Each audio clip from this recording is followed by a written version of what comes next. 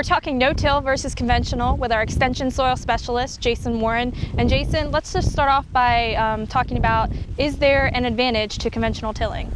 I have to say, for those that utilize conventional tillage, most of them have been doing it for a long time. And so one advantage you could think about is their knowledge. They know how to do that. Whereas if they were wanting to go to no-till, or if a person converts to no-till, they need to gain some knowledge. They need to gain knowledge on equipment, how to get the seed in the ground without tillage, herbicides, and all those things that really make no-till successful. Now, are there certain crops that do better with no-till or with conventional? Certainly this one we were standing next to, any summer crop we've observed does very well under no-till. It's only really a question of getting the seed in the ground and getting the crop out of the ground, and once that happens, no-till is generally more successful. On average, summer crops, particularly corn, sorghum, soybeans, cotton, given that you do a good job of controlling the weeds, they'll perform very well under no-till versus conventional tillage in most of the state, and in some areas it'd be about the same.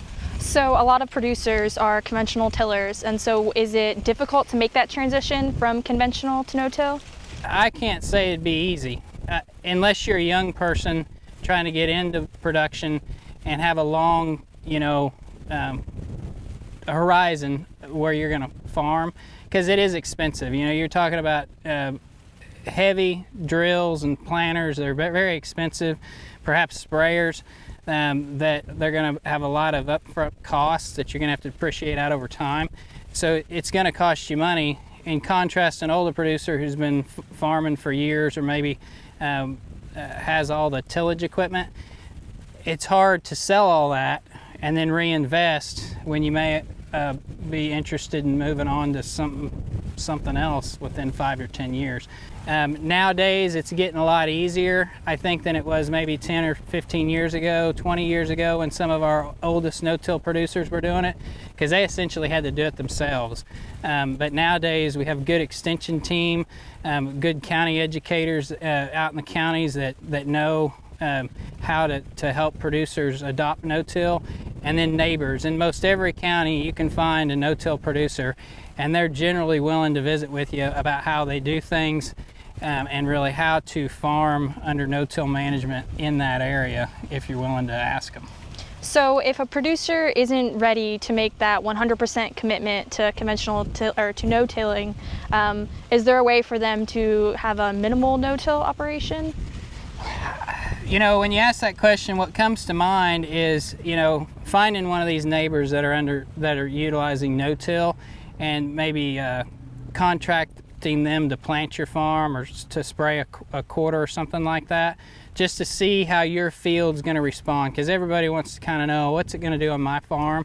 And you can look across the fence at what he's getting done, think, I kind of like that, or I'd like to see how that performs on my field. And then you maybe contract them to do it on your farm and see how it goes for a couple years until you start to commit capital investment into the equipment yourself.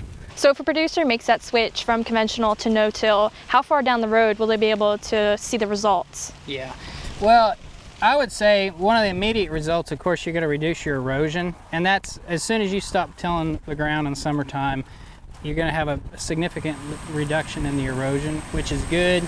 Generally, when we start talking about soil health, the structure of the soil, the biology of the soil, we think we start to see some things about 3 years, and certainly after 5 years.